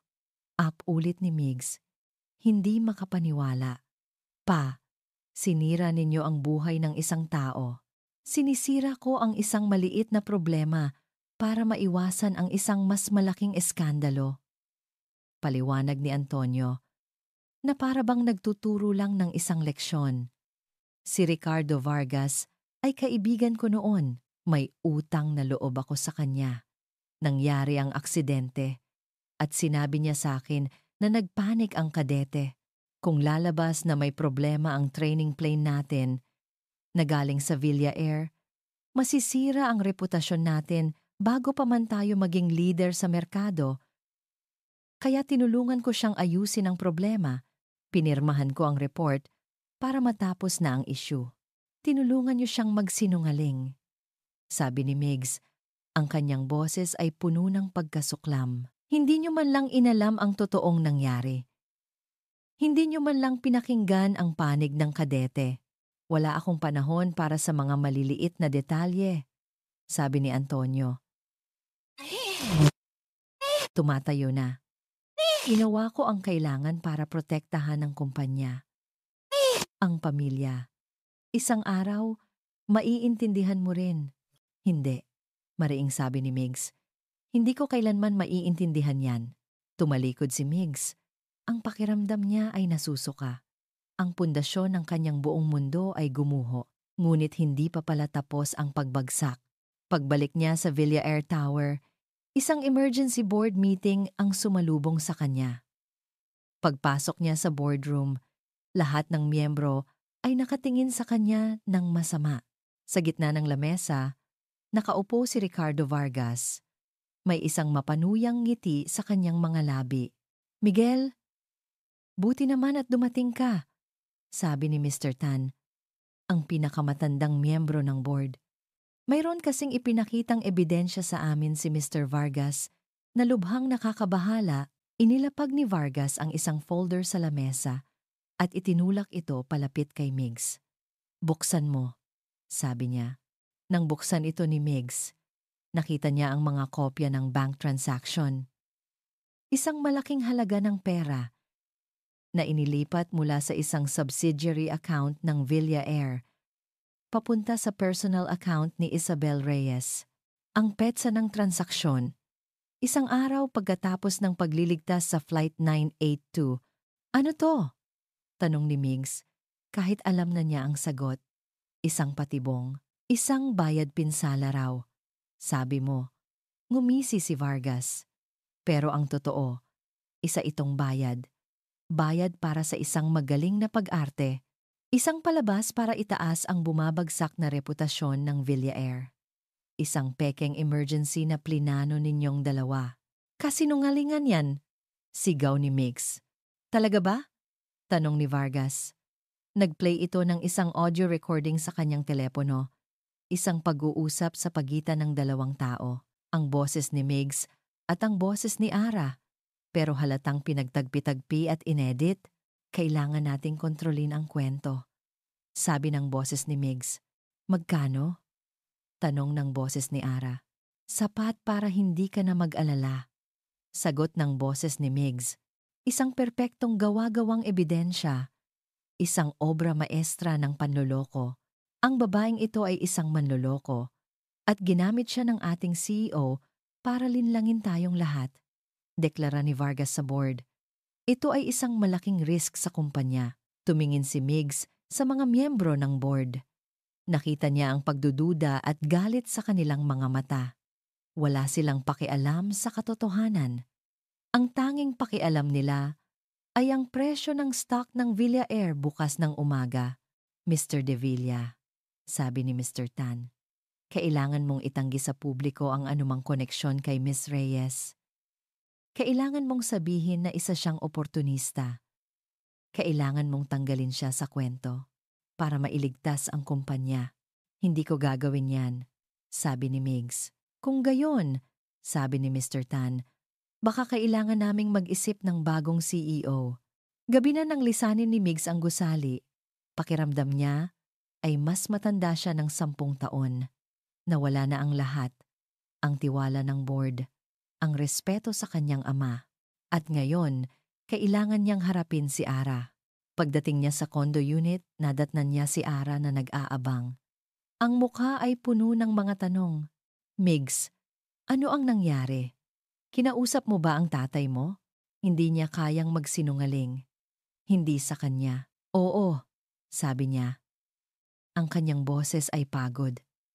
"At, totoo, Ara, alam niya ang tungkol sa report." Pinirmahan niya ito. Nakita niya ang huling sinag ng pag-asa na namatay sa mga mata ni Ara. Napalitan ito ng isang pamilyar na sakit. Isang pagtataksil. "Kaya pala," pabulong na sabi ni Ara. "Kaya pala ganoon na lang ang pagpipilit mong tulungan ako. Alam mo na pala, sa simula pa lang, ginagamit mo lang ako para pagtakpan ang kasalanan ng pamilya mo." "Hindi, Ara," sabi ni Migs, lumalapit sa kanya. "Huwag kang lalapit!" Sigaw ni Ara, umatras. Ang mga luha ay nagsimula ng mamuo sa kanyang mga mata. "Pare-pareho lang kayo. Si Vargas, ang tatay mo, ikaw. Lahat kayo sinungaling." "Ara, maniwala ka sa akin. Ayoko nang makinig." sabi niya.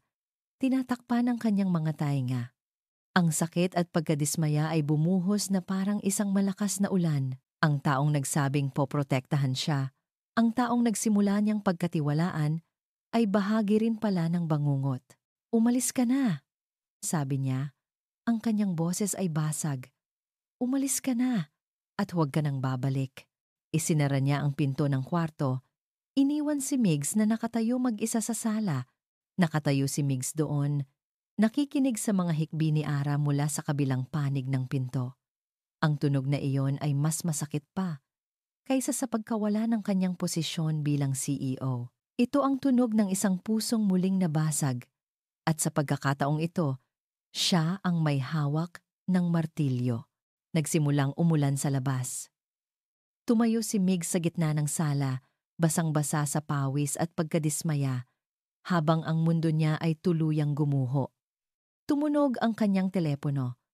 Si Mr. Tan, may 24 na oras ka, Miguel, sabi ng boses sa kabilang linya. Pumili ka, siya o ang Villair.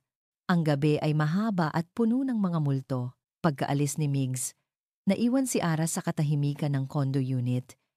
Isang lugar na dapat ay ligtas, ngunit ngayon ay parang isang marangyang kulungan. Umiyak siya hanggang sa maubos ang kanyang mga luha. Umiyak siya para sa 10 taon na nasayang, para sa pagkakaibigan na nawasak, para sa pangarap na ninakaw, at higit sa lahat, para sa katotohanang ang taong nagsimula niyang pagkatiwalaan ay konektado pala sa kanyang pinakamadilim na bangungot. Ang sakit ng pagtataksil ay mas matindi pa kaysa sa takot. Pakiramdam niya ay muli siyang bumagsak, ngunit sa pagkakataong ito, walang eroplano. Siya lang, nag-iisa. Nang magsimulang sumikat ang araw, ang liwanag na pumasok sa bintana ay tila isang insulto. Paano nagagawang magpatuloy ng mundo na parang walang nangyari? Umupo siya sa kama. Tumingin siya sa salamin at nakita ang isang babaeng pagod. May namumugtong mga mata at talunan, at sa sandaling iyon, isang boses ang nagsalita sa kanyang isipan. Ito ba talaga ang gusto mo, Ara? Ang hayaan siyang manalo? Si Ricardo Vargas. Ang kanyang ngiti, ang kanyang kasinungalingan, ang pagkasira ng kanyang kapihan, ang sakit sa mga mata ni Katrina. Isang apoy ang nagsimulang umusbong mula sa mga abo ng kanyang pagkadismaya. Isang maliit na baga na unti-unting lumalaki. Ang galit, tumayo siya. Naglakad siya papunta sa kanyang bag at kinuha mula sa loob ang isang maliit na kahon. Binuksan niya ito. Sa loob, nakahimlay ang isang pares ng pilak na pakpak ang kanyang lumang pilot wings mula sa Aviation Academy. Ang simbolo ng lahat ng kanyang minahal at lahat ng nawala sa kanya. Hinawakan niya ito. Ang lamig ng metal ay nagpadala ng isang pamilyar na kuryente sa kanyang mga daliri. Hindi niya hahayaang si Vargas ang magsulat ng dulo ng kanyang kwento. Sa gitna ng kanyang pag-iisip, isang alaala ang biglang lumitaw, isang maliit na detalye mula sa araw ng aksidente, isang bagay na matagal na niyang ibinaon dahil sa trauma. Ang training plane na sinasakyan nila noon ay isang luma, ngunit matibay na modelo, at alam niya ang bawat tunog nito. Bawat ugong, bawat babala. Ayon sa report ni Vargas, nag-stall ang makina dahil sa pilot error ni Ara na nag-trigger dapat ng isang malakas at partikular na stall warning alarm sa loob ng sabungan. Isang tunog na hindi mo makakalimutan. Isang nakakabinging na tunog na idinisenyo para gisingin ang kahit sinong piloto mula sa pagkalito. Pumikit si Ara ng mariin. Pilit na binabalikan ang mga huling sandali bago sila bumagsak. Ang pagyanig. Ang sigaw ni Vargas. Ang takot. Ngunit walang alarm. Napamulat siya. Sigurado siya. Walang tunog ng stall warning. Ang tanging narinig niya ay ang biglaang katahimikan ng namatay na makina. Ibig sabihin, hindi nag-stall ang eroplano sa paraang sinabi ni Vargas. Ang pagbagsak ay sanhi ng ibang bagay. Isang bagay na hindi nag-trigger ng alarm. Isang bagay na mas malala. Isang mechanical failure na alam na ni Vargas na mangyayari. Ito na. Ito na ang butas sa kanyang perpektong kasinungalingan. Isang teknikal na detalye na tanging isang piloto lang ang makakaunawa at makakapagpatunay. Kinuha niya ang kanyang cellphone. Oras na para tumawag ng tulong. Sa kabilang panig ng lungsod, si Miguel de Villa ay nakaupo sa kanyang opisina, nakaharap sa pinakamalaking desisyon ng kanyang buhay. Sa isang tabi ay ang resignation letter na inihanda niya. Sa kabilang tabi ay ang draft ng isang public statement na nagtatakwil kay Ara Reyes, Villaer, o Ciara, ang utak niya na sinanay para mag-isip bilang isang negosyante, ay sumisigaw na iligtas ang kumpanya, iligtas ang legasiya ng kanyang pamilya. Ngunit ang kanyang puso, isang bagay na matagal na niyang hindi pinapakinggan, ay sumisigaw ng isang pangalan. Ara. Biglang bumukas ang pinto ng kanyang opisina at pumasok si Leo. Sir, naka-leave po ngayon ang Villaer sa lahat ng news channel. May press conference. Ano? Hindi ako nagpatawag ng press con. Sabi ni Migs, tumatayo. Hindi po kayo, sir. Sabi ni Leo. Itinuturo ang malaking TV screen sa pader. Ang board po, sa screen. Nakita ni Migs, si Mr. Tan sa isang podium. May logo ng Villaer sa likuran. At dahil sa mga bagong impormasyon na aming natuklasan, nagsasalita si Mr. Tan, ang Villaer ay opisyal ng pinuputol ang anumang ugnayan kay Miss Isabel Reyes. Nagsasagawa kami ngayon ng isang malalim na investigasyon sa posibilidad ng fraud at conspiracy. Naramdaman ni Migs na parang sinaksak siya. Inunahan na siya ng board. Itinapon na nila si Ara sa ilalim ng bus. Ngunit bago pa man matapos si Mr. Tan sa kanyang pahayag, isa pang tao ang lumakad papasok sa entablado mula sa gilid. Ang lahat ng kamera, si Migs. Excuse me, Mr. Tan, sabi ni Migs. Inaagaw ang mikropono. Ang buong bansa ay nanonood. Ang pangalan ko ay Miguel de Villa. At ako pa rin. Sa ngayon, ang CEO ng Villaer. At ang opisyal na pahayag na iyan ay isang malaking kasinungalingan. Isang malakas na bulungan ang pumuno sa silid. Ang katotohanan, pagpapatuloy ni Migs. Ang kanyang boses ay malakas at matatag. Ay si Miss Isabel Reyes ay isang bayani. At siya ay biktima ng isang sabwatan na nagsimula 10 taon na ang nakalipas.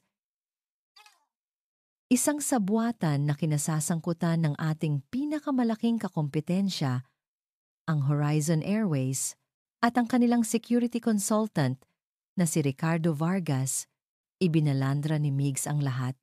Ang peking report, ang nawawalang mekaniko, ang sedative, bawat salita niya, ay isang bomba na sumasabog sa industriya ng abyasyon.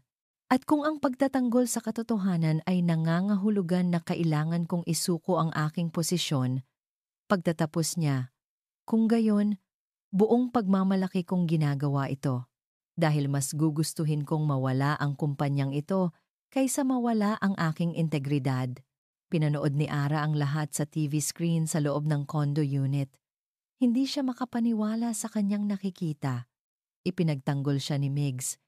Ipinaglaban siya nito. Ipinusta nito ang lahat para sa kanya. Ang pader ng galit at pagdududa sa kanyang puso ay tuluyang gumuho, napalitan ng isang napakalaking agos ng pag-unawa at pagmamahal. Pagkatapos ng press con, sa gitna ng kaguluhan, dumating si Migs sa kondo. Pagbukas ni Ara ng pinto, wala silang sinabi. Niyakap lang niya si Migs nang mahigpit. Akala ko.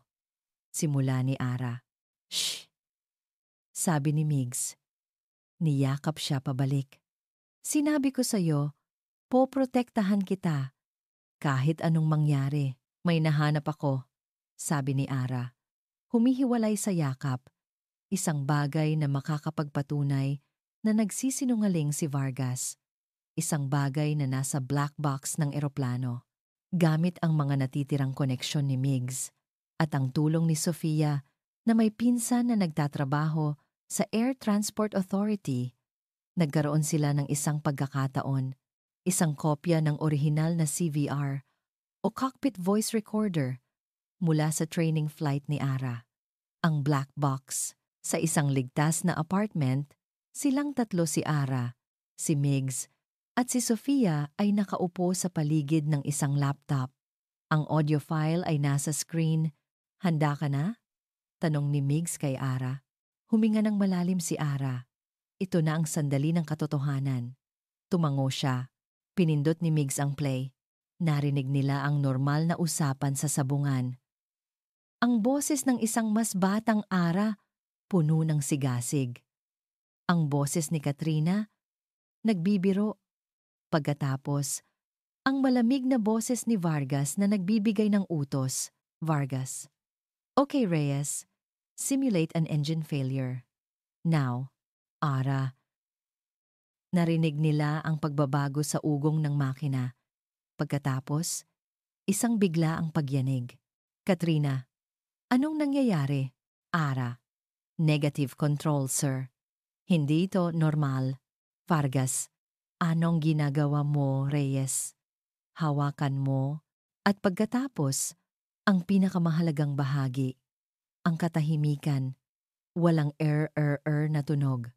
Walang stall warning. At sa gitna ng kaguluhan, bago ang huling pagsabog ng static, isang huling linya mula kay Vargas, halos pabulong, na hindi niya akalaing maririnig sa recording. Manahimik ka tungkol sa makina. Ako ang bahala dito. Nagkatinginan sina Ara at Migs. Ang kanilang mga mata ay puno ng isang bagay. Tagumpay. Hawak na nila ang ebidensya. Hawak na nila ang baril na papatay sa mga kasinungalingan ni Vargas.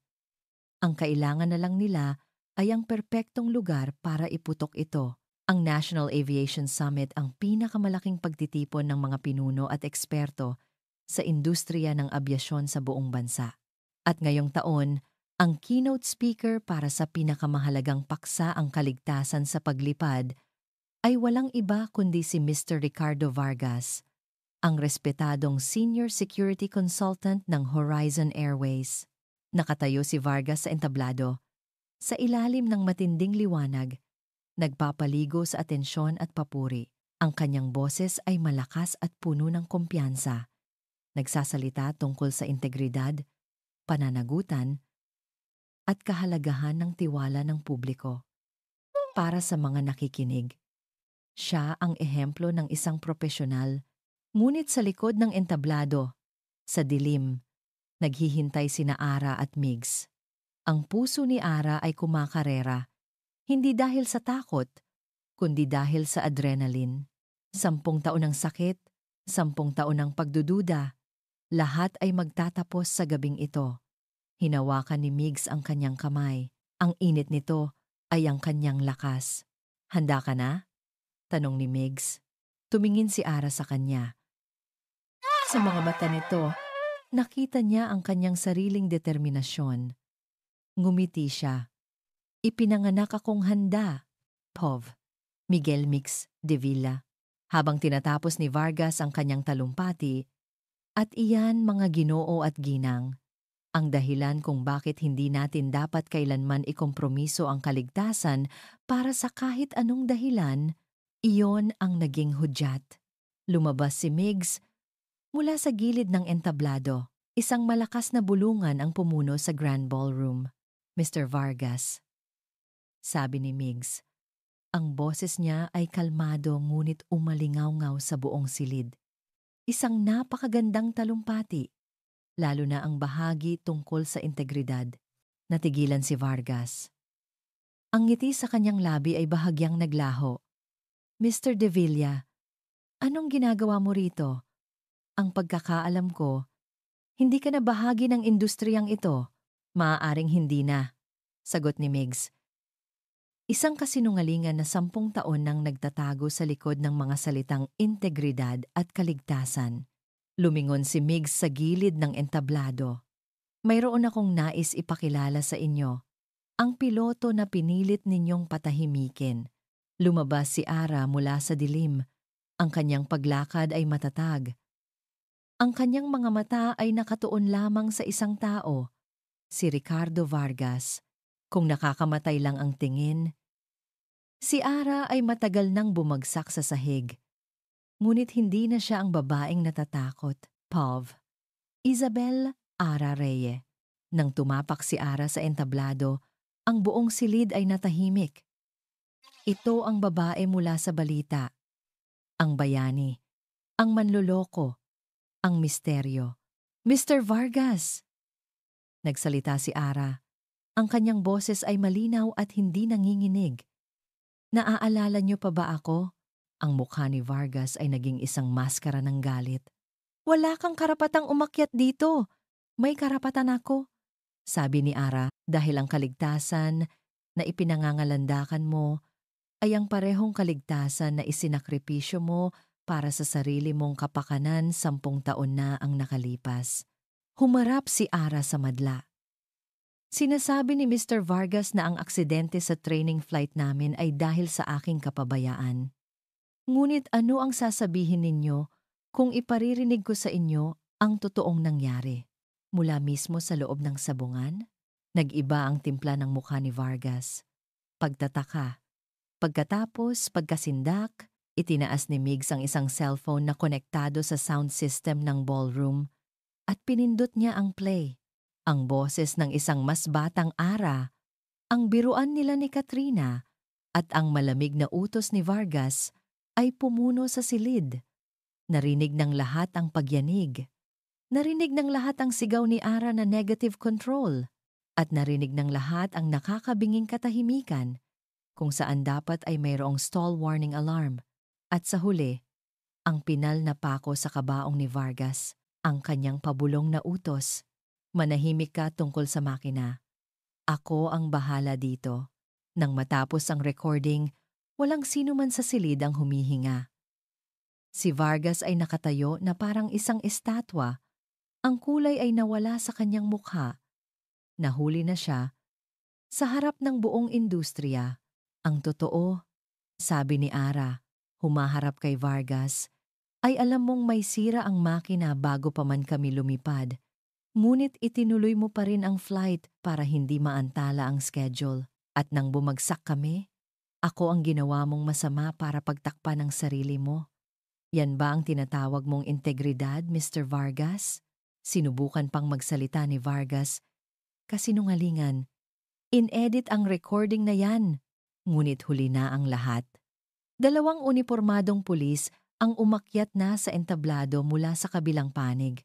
Ricardo Vargas, sabi ng isa sa mga pulis, iniimbitahan ka naming sumama sa presinto para sa mga ilang katanungan tungkol sa insidente ng Flight 982 at sa isang training accident 10 taon na ang nakalipas. Habang isinusubo ang posas sa kanyang mga kamay, ang mga mata ni Vargas ay puno ng pagkasuklam nakatingin kay Ara. Ngunit wala nang takot na nakita si Ara. Ang tanging nakita niya ay isang talunang lalaki. Pagkatapos ng kaguluhan, habang ang mga balita ay sumasabog sa bawat TV screen at social media feed, umalis sina Ara at Migs sa summit. Hindi nila pinansin ang mga reporter. Nagpunta sila sa isang tahimik na lugar, isang parke, kung saan tanaw ang paglapag at paglipad ng mga eroplano sa NAIA. Tapos na, sabi ni Ara. Humihinga ng malalim na parang ngayon lang ulit siya nakahinga ng maluwag sa loob ng 10 taon. Tapos na, sang-ayon ni Migs, nakangiti. Malinis na ang pangalan mo. Sa di kalayuan, isang lalaki ang papalapit sa kanila. Ang ama ni Migs, si Antonio. Tumayo ito sa harap ni Ara. Miss Reyes, sabi ng matanda. Ang kanyang boses ay puno ng pagsisisi. Walang sapat na salita para sabihin kung gaano ako nagsisisi. Nabulag ako ng negosyo, ng reputasyon. Patawarin mo sana ako. Tumingin si Ara kay Migs. Pagkatapos ay kay Antonio. Nakita niya ang sakit sa mga mata ng mag-ama. Ang nakaraan ay nakaraan na po, sabi niya. Ang mahalaga ay kung paano natin itinatama ang mga pagkakamali natin ngayon. Tumango si Antonio. At sa unang pagkakataon, nakita ni Migs ang isang tunay na ngiti mula sa kanyang ama. Nagsimula na ang kanilang sariling paghilom. Ilang buwan ang lumipas. Isang bagong gusali ang nakatayo malapit sa isang maliit na paliparan sa labas ng Maynila. Ang karatula sa harap ay maliwanag na nakasulat, Reyes de Villa Aviation Academy, the Second Flight Foundation. Sa loob, si Ara, na nakasuot ng isang smart casual na damit, ay nagsasalita sa harap ng unang batch ng mga kadete, mga kabataang babae at lalaki na puno ng pangarap. Ang paglipad ay hindi tungkol sa hindi pagkakamali. Ito ay tungkol sa tiwala-tiwala sa iyong eroplano, tiwala sa iyong team, at higit sa lahat, tiwala sa iyong sarili. Sa likod ng silid, nakatayo si Migs. Nakangiti habang pinapanood ang babaeng kanyang mahal. Pagkatapos ng eskandalo, bumalik ang tiwala ng board sa kanya, ngunit mas pinili niyang ibigay ang CEO position sa iba. Mas masaya siya ngayon. Tinutulungan si Ara na buuin ang kanilang pangarap. Pagkatapos ng talumpati, lumapit si Ara sa kanya. Magaling, Professor Reyes. Biro ni Migs. Salamat. Mr. Financier. Sagot ni Ara. Tumatawa. Lumabas sila sa gusali at pinanood ang paglubog ng araw. Isang maliit na training plane ang lumilipad sa himpapawid. Ang silhouette nito ay ginintuan ng papalubog na araw. Inakbayan ni Migs si Ara. Handa ka na ba para sa susunod nating paglipad? Sumandal si Ara sa kanyang balikat. Ang puso niya ay payapa at buo sa unang pagkakataon. Tumingin siya kay Migs. Ang kanyang mga mata ay nagniningning. Basta't ikaw ang co-pilot ko, sabi niya. Handa akong lumipad kahit saan at sa ilalim ng papalubog na araw. Sa gitna ng tunog ng mga pangarap na lumilipad, hinalikan nila ang isa't isa. Hindi na sila tumatakbo. Hindi na sila nagtatago. Sa wakas, pagkatapos ng mahabang panahon ng turbulensya, pareho na silang nakalapag ng ligtas sa piling ng isa't isa. At dito nagtatapos ang makulay na kwento ng pag-ibig at katapangan ni Ara at Migs. Mga minamahal kong tagapakinig, mula sa kaibuturan ng aking puso, maraming salamat sa inyong walang sawang pagsubaybay at pagsama sa bawat kabanata ng kanilang paglalakbay. Habang isinusulat ko ang kwentong ito, kasama ninyo akong kinabahan, nagalit, naiyak, at umasa. Bawat emosyon na naramdaman ninyo ay naramdaman ko rin, sapagkat ang kwento ni Ara at Migs ay isang paalala sa ating lahat na kahit gaano pa kadilim ang ating nakaraan, laging mayroong pag-asang naghihintay sa dulo ng runway. Ito ay isang kwento ng pagpapatawad, hindi lang sa iba, kundi lalo na sa ating mga sarili. At isang kwento ng tiwala ang pananampalataya na kahit sa gitna ng pinakamatinding unos, mayroong isang taong handang maging co-pilot natin sa buhay. Ang tunay na pag-ibig ay hindi natatagpuan sa payapang kalangitan, kundi sa lakas ng loob na sabay na harapin ang anumang bagyo. Ngayon, nais ko namang marinig ang inyong damdamin. Ano ang pinakapaborito ninyong eksena? Anong aral ang inyong natutunan at baon-baon sa inyong puso?